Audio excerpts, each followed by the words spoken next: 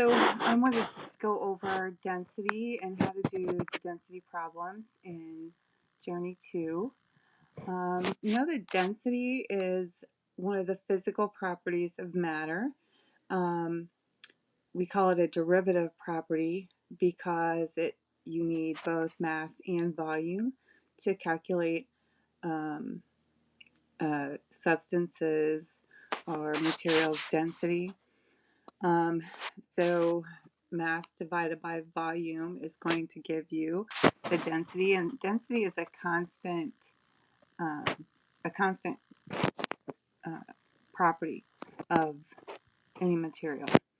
Um, when we say something is very dense, that means the particles are packed tightly together, and so it should make sense that um, objects that are more dense or are made of more dense material are going to have more mass.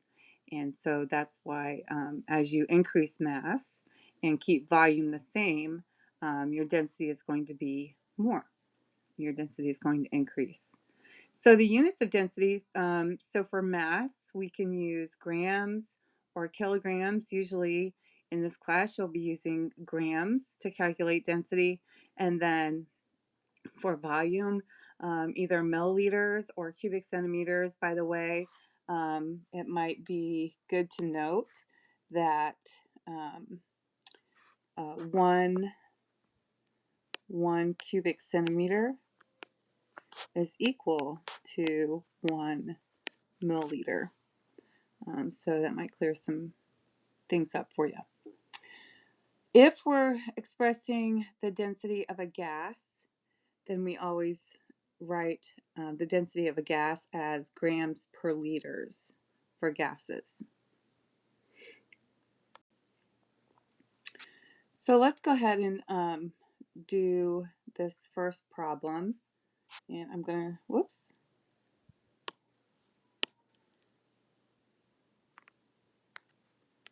Let's see if I can move this over, but I guess not. Let's see if I move this back.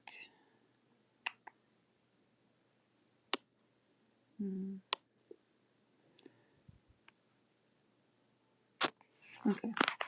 Well, in an old trunk, you find a piece of metal that you think may be either aluminum, silver, or lead. And so in a lab, you find it has a mass of 217 grams. Oops. 217 grams in a volume of 19.2 cubic centimeters.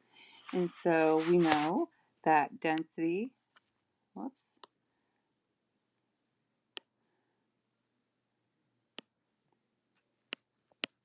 D equals M over V. So if we plug in the mass, 217 grams divided by 19.2 cubic centimeters, we would get 217 divided by 19.2, we would get 11.3 grams per cubic centimeter. Okay? And so if we compare that to the table, we should be able to figure out, is it aluminum, silver, or lead? And so if we look over here, the closest one is going to be lead with 11.34. Right, so this is probably lead. And so you can see how we can use density to identify different substances, different metals. You can use it to identify different types of wood. There's some wood that's more dense than others, like oak would be more dense than, say, poplar. Whoops. Let's do another. So it says the mass of 250. It says find the mass of 250 milliliters of benzene. And I need my The density of benzene is 0.8765 grams per milliliter. So now they're giving us here, they're giving us volume. So this is volume is equal to 250 milliliters. And they're giving us density, right? It tells you the density. So density is equal to 0.8765 grams per milliliter. So we know that density equals mass divided by volume, but now they want us to find the mass. And so we have to solve for m. We have to get m by itself. And so we need to set up this equation so that we solve for m instead of d, because we already know d. So we can do this. We can multiply both sides by volume, and volume cancels. And so then we're left with m equals density times volume. So if we plug in our density and our volume, 250 milliliters times 0.8765 grams per milliliter, right? All we have to do is multiply that, 250 times 0.8765, and the mass is going to be 219.1 what? What is our units here? We're finding mass. So, and if we look up here in our problem, we can see that milliliters cancel and we're left with grams. So grams must be our unit. Okay. Let's do one. This one is kind of like the one in the quiz. So let's try this one. It says a graduated cylinder contains 28.0 milliliters of water.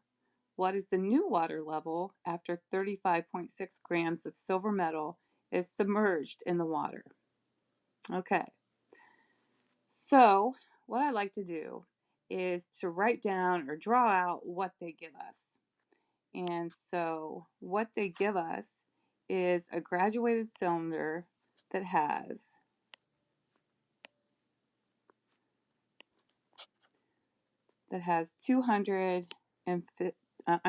28 milliliters of water.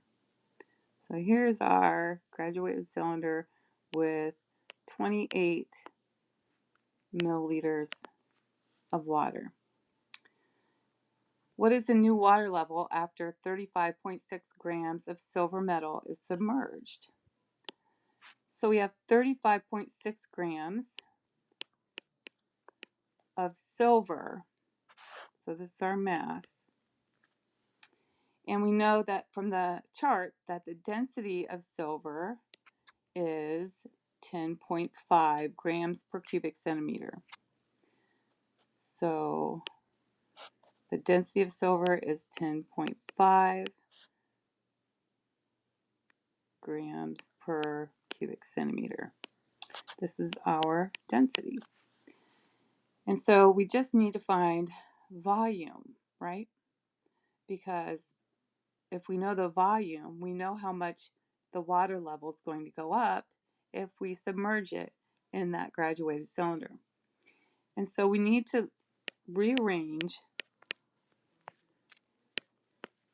this equation for volume. We need to solve for volume instead of mass. So we can start by getting volume in the numerator. So we're going to multiply both sides times volume. On this side, it cancels, and we're left with VD equals M. Well, we still need to get V by itself, so now we're going to divide both sides by d to get rid of the d. So if we divide both sides by d, right, then d cancels on this side, and we're left with volume is equal to mass divided by density. And so now all we have to do is plug in volume equals the mass, 20, or, oops, not 25, 35.6 grams divided by 105. Wow. Sorry about that. What's wrong with me today? So divided by 10.5 grams per cubic centimeter. And if you look, per cubic centimeter.